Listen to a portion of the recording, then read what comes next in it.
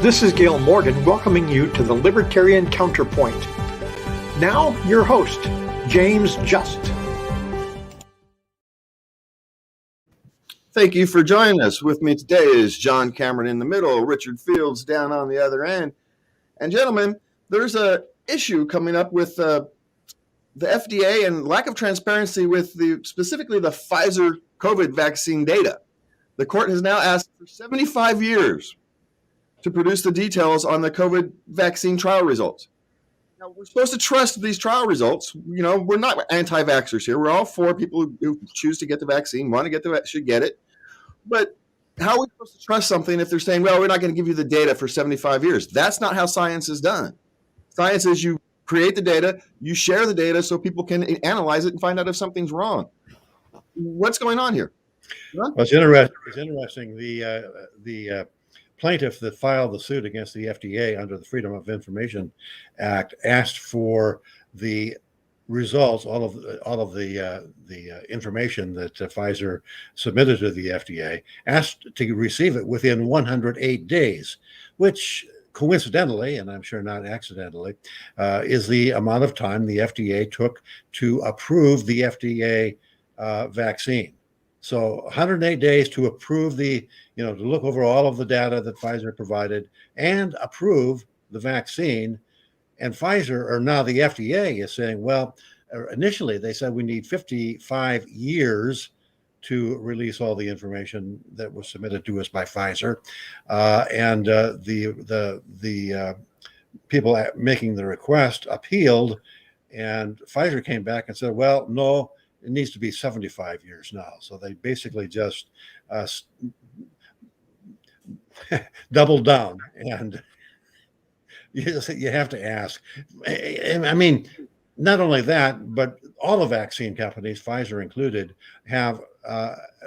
are shielded from liability if their vaccine should do or have some serious side effects. So it's a very, very suspicious set of circumstances. You have to ask, why do they need 75 years to produce the information that the FDA reviewed in 108 days?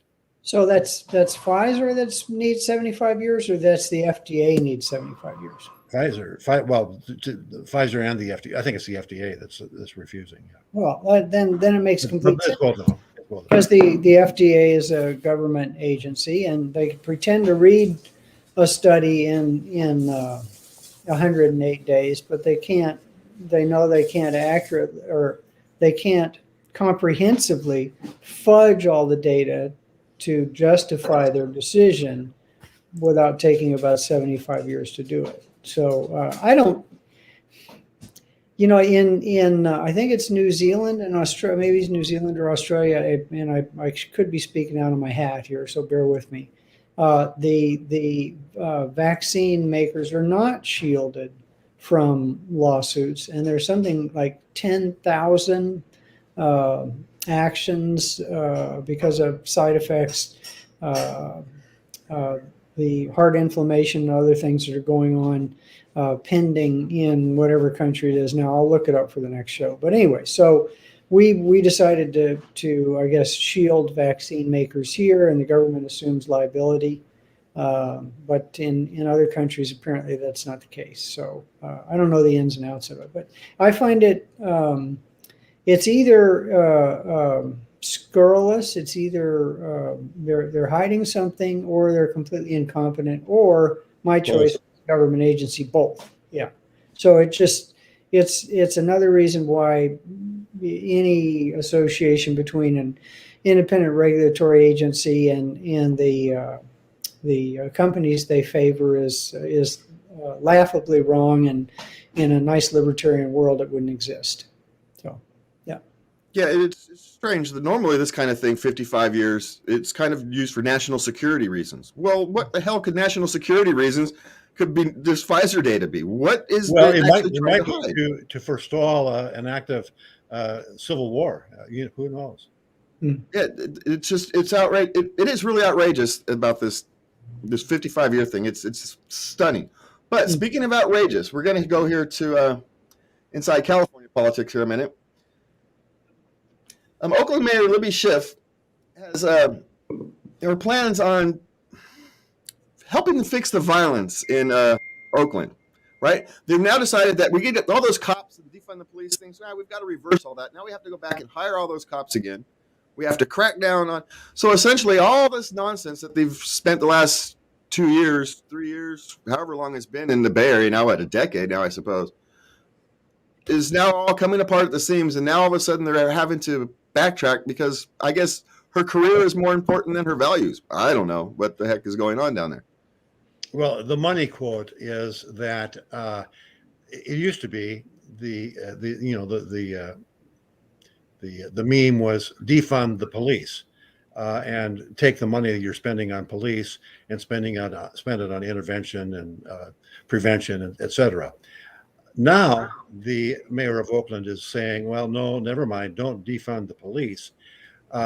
Continue to spend the money that you would spend on defunding the police. Spend that anyway on prevention and deterrence and whatever, but add more money so that we can continue to crack down on violent crime. She's trying to have it both ways. What a surprise that a politician would come up with a solution to all of her constituency's problems by throwing more money at them. Yeah, I'm not shocked by that at all.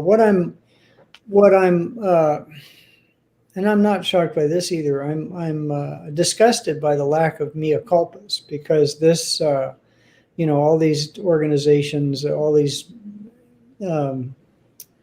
socialist-leaning cities that decided to let rioters run rampant and destroy private property and all the rest, and didn't arrest any of them. There's no, gosh, we're sorry, Mr. Mom and Pop store that burned down. Gosh, we're sorry, citizenry that didn't feel safe shopping, that still won't go into those districts. Gosh, we're sorry for the eyesore. We made a mistake and should have prevented the looting, all the rest of that. None of that is happening. They're just stepping by that and looking away so nobody calls them on it, and then doing what they should have been doing all along, which is protecting property and protecting people's lives, because that's really the only thing that we have a government for anyway, or one of the very few things, which is protects people's property and protect their lives. And they failed miserably in that duty, and they're not taking any accountability for it. So that upsets me. It doesn't surprise me, but it upsets me. Yeah. Well, I don't think that this defund the police movement actually has anything to do with this recent rise in crime. I think the dehumanization of society in the last couple of years is clearly the underlying cause. You can, police aren't responding, don't respond. All that stuff comes and goes, ebbs and flows. It's this dehumanization that we have. No one respects property or people anymore, right? If you can, and we'll cover this about the abortion law, it kind of comes to the fight over abortion versus vaccine mandates. We don't respect other people anymore, right? We are continually wanting to inject our views on other people's bodies, whether it's for abortion rights, like we have the Texas abortion issues coming up in the Supreme Court, which Newsom is going to take advantage of. I think he said if they can do that for abortion now, Newsom wants to do it for guns. Says we'll use the same process to go around the Second Amendment that they're going to use to go around, my body, my choice. We're going to use it. So in a sense, we got politicians here looking for ways around basic human rights, what we consider, at least as libertarians, basic human rights. Well, the Bill of Rights, and in the case of abortion, privacy rights, which is arguable, but I'm not going to get into an argument on whether abortion is good, bad, or indifferent. I support women's right to abortion. I support Roe v. Wade personally. I can understand why those who are against abortion, who consider it to be the murder of an unborn child, I can understand where they're coming from logically. Don't agree with them, because I think that viability is the key, and that's the test in Roe v. Wade. What Texas did is said, well, we're going to move the gauge for viability to a fetal heartbeat, which is not viability at all, which is also about 6 weeks, which is also probably before most women even know they're pregnant. And we're going to sublet the enforcement to private citizens to file civil lawsuits, thereby making it impossible for anybody to sue the state of Texas. They're outsourcing enforcement of the law and making the law much more stringent. Gavin Newsom and the Supreme Court looks like they're going to, they're letting it stand, at least for the time being. Who knows how it'll end up ultimately. But if they do let it stand, they are opening up the door for Gavin Newsom to go after gun rights by essentially deputizing gun enforcement laws that can't pass a constitutional test to people to file lawsuits on. The same way with everything else in the Bill of Rights. We can libel rights, if somebody says something nasty about somebody under freedom of the press rules, they can do that. Under if you're going to get sued because of it, then maybe not so much. So everything in the Bill of Rights is now at risk because of the Supreme Court, at least so far, waffling on the abortion case. It's a really, really dangerous situation that we're in terms of not just abortion and gun rights and freedom of speech, but all of our civil liberties. They're all at risk. And, there's a whole lot of politicians on both the left and the right that could care less about civil rights if it advances their careers. I absolutely agree. And when that law was passed, an awful lot of people, not an awful lot, quite a few people who are normally in the anti-abortion camp believe firmly that abortion is murder, were deeply and seriously worried about the law because of the very things you're talking about, because it opens up the ability of civil action by people who are upset about something that should be constitutionally protected. And the first one mentioned was the right to bear arms. And I don't say I've lost all hope for the republic, but it's scary times we live in when as libertarians we want just to be left alone. We don't want to hurt anybody. We want to live our own lives. And most of America, most Americans want to be left alone to do whatever they want. The problem is they want to be in charge of everybody else's life. So, that's why we have the Bill of Rights, so that people can't make these, stupid decisions to control other people's lives. And I'm worried about it. So, hopefully the Supreme Court will, the Roe v. Wade, the reason that so many people are upset about it from a legal perspective is just a crap piece of law. But, it's if that can be fixed. But if they let this waffle happen, then everything, as Richard pointed out, that we take for granted as a right in this country is under attack by any lunatic that wants to file a civil suit. And we've got so many lawyers that they're just licking their chops over this. So, yeah, and I've been warning about this for years, that we've been giving up our body autonomy, willingly giving up our body autonomy, and eventually it's going to come home to roost. Eventually we're going to give up so much of our body autonomy that we're not going to have any left, and that the government will be able to do essentially whatever they want to us medically, whether it's restrict abortions or force an injection or anything in between. I mean, once you can do wean of the two, anything is open, right? Once the government or society has the right to dictate what goes on inside your body, the government has the right to dictate what goes on inside your body, and thee well. And that's history has proven that thee well. And talking about history, this one's for you, John. The countries with the cleanest environments have been found to be the most economically free. Now, that doesn't surprise us, because when you have extra money around, you have the ability to clean up your messes. But we're going to leave this one for you, John. This is your little rant. You've been wanting this one for like 2 weeks now, so we left it for you. I think based on that, I'm just going to rant the rest of the time away. You've kind of poked my button. No, I'm, I unlike most people, I pay attention to Africa, and the Hutu Tutsi thing and all the rest of that just bothered me to my core. But what really bothered me to my core, Richard and I both love the outdoors. We love wildlife. We love hiking. rhinoceros in this in Africa are near extinction, and a group of people came up with a brilliant plan to save rhinoceros. They just cut all their horns off, and so there was no reason for people to poach them, and rhinoceros started multiplying. And then busybodies, primarily in the U.S., fought and bribed and all the rest of that and said it was cruel. So they stopped in some countries and some game preserves chopping off rhinoceros horns, and they started poaching again. If you're somebody who's living on the bare edge, you have to walk a couple of miles to get hopefully safe drinking water. You're scrabbling for food, and infant mortality is high. And you can feed your family for a year or 2 years or 5 years by killing a rhinoceros and cutting its horn off. You're going to do it. So that logic apparently has never entered into the Greens conversation about the environment. If you're starving, you don't care about the environment. If you have money in stocks and bonds and you're living in a nice warm house, you have the means to care about the world around you, and it becomes important. And that is so logical that I try to have conversation with these radical Greens about it, and they say, "Oh no, capitalism and the argument on global warming is the same thing. We need to get rid of capitalism because capitalism is what's causing global warming," and it's garbage.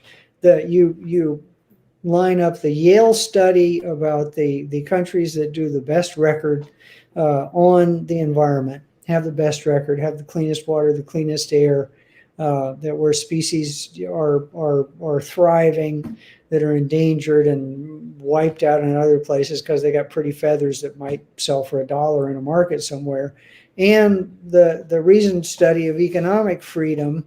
There's direct, what's that? Heritage study. Heritage study. Thank you, Richard. There for giving me more fuel for my rant here. There's a direct correlation. There's causation. People who have means care. People who don't have means care about their next meal or their next safe water. And how anybody can think that it works any other way is insane to me.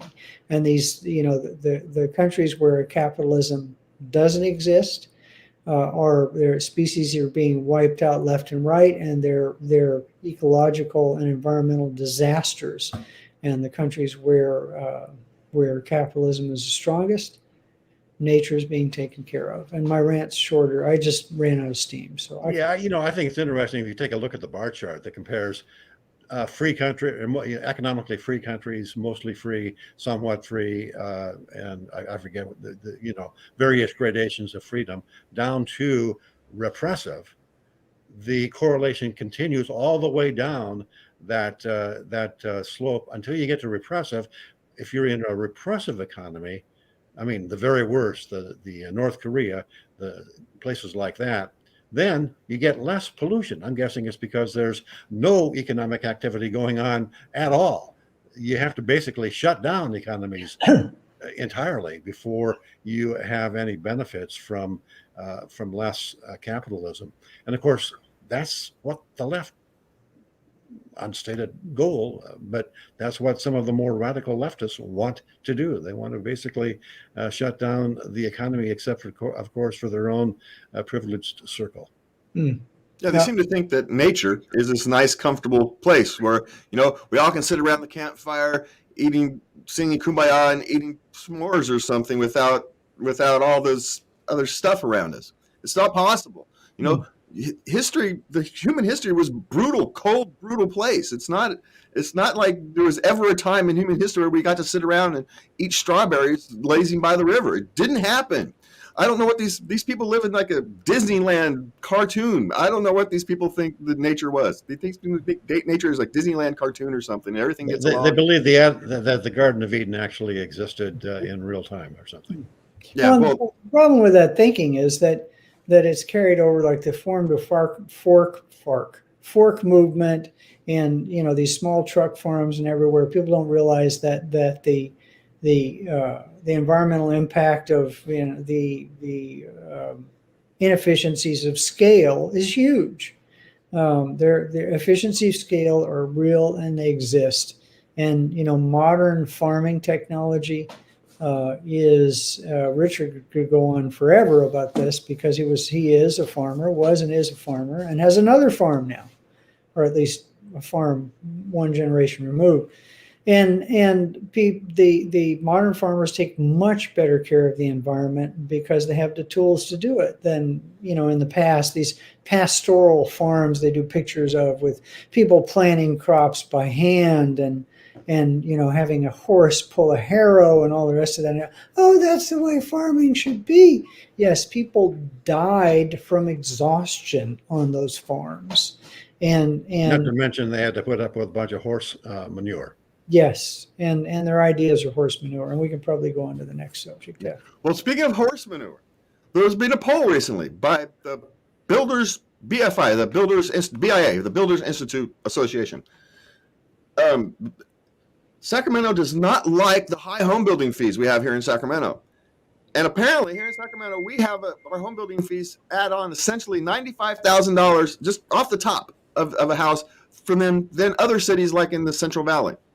Not just $100,000 more for the cost of your house just off the top in fees than other places around the state here in Sacramento. And we wonder why we don't have affordable housing.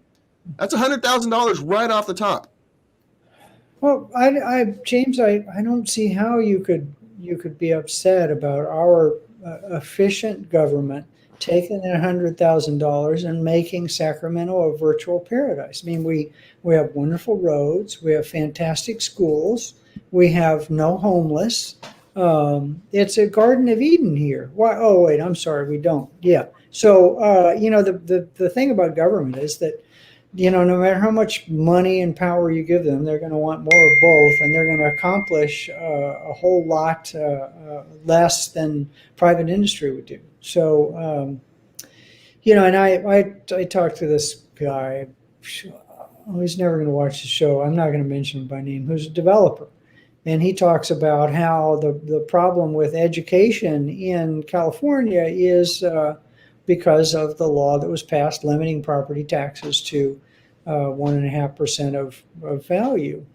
And he said, and that's why, teachers are underpaid, and that's why, schools are falling apart, and that's why, students aren't being educated. No, that's not the reason. There's like $34 trillion being taxed now, and the amount of money that schools have available, even accounting for inflation, has grown tremendously since Jarvis. So it's just horse pucky. It's just a way for people to keep the riffraff that they don't want from owning a house next door to them while they go and vote for some socialist lunatic to run the country. It's it's racist at its very, very start. I think Richard can talk a little bit about the zoning laws themselves were basically created to keep black people out of white neighborhoods. So yeah, very explicitly so. And that's history, but the zoning laws are still here. And the NIMBY movement, which originally was a racist movement, or has always, in many cases, was racist as far as its motivation is concerned. The NIMBY movement is still alive and well. Try to change the zoning law, try to change a bond issue. School bond issues almost always pass, and you end up with public education costing 2 or 3 or 4 times as much as equivalent, better performing private education. It's all because you throw money at a problem and you don't expect good results, and you get the bad results and lose the money. Yeah, and it's kind of a strange thing because I was just watching a KCRA thing on the Unemployment Development Department. $31 billion was wasted to fraud in the unemployment. We have plenty of money. It's not like the governments are running around searching for money under cushions, right? They're doing too many things. They're wasting their money on administrative costs. They're misappropriating it or spending it unwisely, shall we say? Now, you're talking about the state of California, obviously, which Well, Sacramento's no different. Sacramento yes, is the state of California, the city of Sacramento, public education in general has plenty of money. Federal government doesn't have enough money, but then they're spending ungodly amounts more than they have, but then of course they have plenty of money too because the Fed just prints it up for them. Yeah, it's not an issue of money. They artificially have propped up the home prices so they can, for one, to keep people out. But the second thing is it artificially creates the churn, and there's no greedy and it keeps the top 1%. Their assets continue to appreciate.